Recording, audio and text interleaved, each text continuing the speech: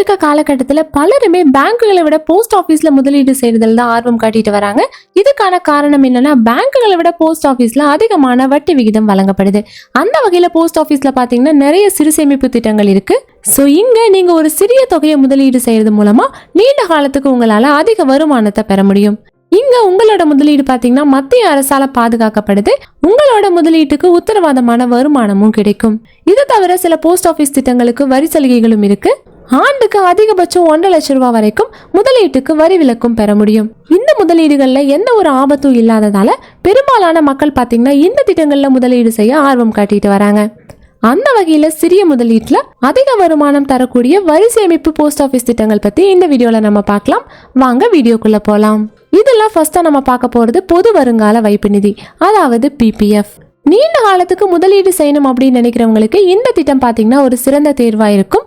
ஒரு நிதியாண்டுக்கு குறைந்தபட்சம் 500 ரூபாயிலிருந்து இந்த கணக்கை திறக்க முடியும். அதிகபட்சம் ஆண்டுக்கு 1.5 லட்சம் ரூபாய் வரைக்கும் முதலீடு செய்யலாம். இந்த திட்டத்துக்கு 7.1% வட்டி விகிதம் வழங்கப்படுது. இந்த PPF திட்டத்தோட முதிர்வு காலம் 15 ஆண்டுகள். இந்த PPF திட்டத்துல வட்டி வருமானம் முதிர்வு வருமானத்துக்கு வரி கிடையாது. சோ இந்த திட்டத்துக்கு பாத்தீங்கன்னா வரி விலக்கும் வழங்கப்படுது. அடுத்ததா தேசிய சேமிப்பு சான்றிதழ் NSC. இந்த திட்டம் பாத்தீங்கன்னா உத்தரவாதமான வருமானத்தை வழங்குது. நீங்க வரி சலுகைகளும் இந்த திட்டம் மூலமா பெற முடியும். அதாவது ஆண்டுக்கு 1.5 லட்சம் ரூபாய் வரைக்கும் முதலீட்டுக்கு வரி விலக்கு கிடைக்குது. இந்த திட்டத்துல நீங்க வருஷத்துக்கு குறைந்தபட்சம் 1000 ரூபாயிலிருந்தே முதலீடு செய்ய முடியும்.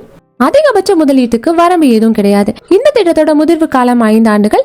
இந்த திட்டத்துக்கு இப்போ 7.7% வட்டி விகிதம் வழங்கப்படுது. இதுல வட்டி வருமானத்துக்கும் வரி பொருந்தும். இருந்தாலும் ஆண்டுக்கு 1.5 லட்சம் ரூபாய் வரைக்குமான முதலீட்டுக்கு வரி கிடையாது. அடுத்ததா சுகன்யா சம்ருதி யோஜனா SSY. இந்த திட்டம் பெண்களுக்கான ஒரு பிரத்யேகமான திட்டம். இந்த திட்டத்திலையும் வரி சலுகைகள் கிடைக்குது. இதுல வருஷத்துக்கு குறைந்தபட்சம் 250 ரூபாயிலிருந்தே முதலீடு செய்ய முடியும். அதிகபட்சம் 1.5 லட்சம் ரூபாய் வரைக்கும் முதலீடு செய்யலாம். இதுலயும் வட்டி முதிர்வு வருமானத்துக்கு வரி கிடையாது. ஆண்டுக்கு 1.5 லட்சம் ரூபாய் வரைக்குமான முதலீட்டுக்கு வருமான வரி பிரிவு 80C கீழே வரி விலக்கு கிடைக்குது.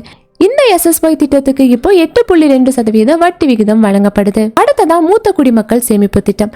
இந்த திட்டத்துல 8.2% வட்டி விகிதம் வழங்கப்படுது. முழு தொகையையும் ஒரே நேரத்துல முதலீடு செய்ய முடியும். குறைந்தபட்சம் 1000 ரூபாயிலிருந்து அதிகபட்சம் 30 லட்சம் ரூபாய் வரைக்கும் முதலீடு செய்யலாம். இதுல வருமான வரி பிரிவு 80C கீழே வரி சலுகைகளும் கிடைக்குது. இங்க முதலீடுகளுக்கு வரி கிடையாது. ஆனா வட்டி வருமானத்துக்கு வரி விதிக்கப்படுது. அடுத்ததா போஸ்ட் ஆபீஸ் நேர வைப்பு தொகை POTD. அதாவது 5 வருட FD திட்டத்துக்கு பாத்தீங்கன்னா வரி சலுகைகள் கிடைக்குது. இந்த திட்டத்தோட முதிர்வு காலம் 5 ஆண்டுகள். இந்த டைம் டெபாசிட் திட்டத்துல குறைந்தபட்சம் 1000 ரூபாயிலிருந்தே முதலீடு செய்யலாம். அதிகபட்ச முதலீட்டுக்கு வரம்பு எதுவும் கிடையாது. உங்களால எவ்வளவு முடியுமோ அவ்வளவு தொகையை நீங்க முதலீடு செய்யலாம். இந்த திட்டத்துக்கு 7.5% வட்டி விகிதம் வழங்கப்படுது. இதுல வருஷத்துக்கு 1.5 லட்சம் ரூபாய் வரைக்கும் முதலீட்டுக்கு வரி விலக்க பெற முடியும். இருந்தாலும் வட்டி வருமானத்துக்கு வரி விதிக்கப்படுது. இந்த திட்டங்கள்ல நீங்க முதலீடு செய்யறது மூலமா உங்களுக்கு அதிகமான வருமானம் மட்டும் இல்லாம உங்களுக்கான வரியும் பாத்தீங்கன்னா மிச்சமாகுது.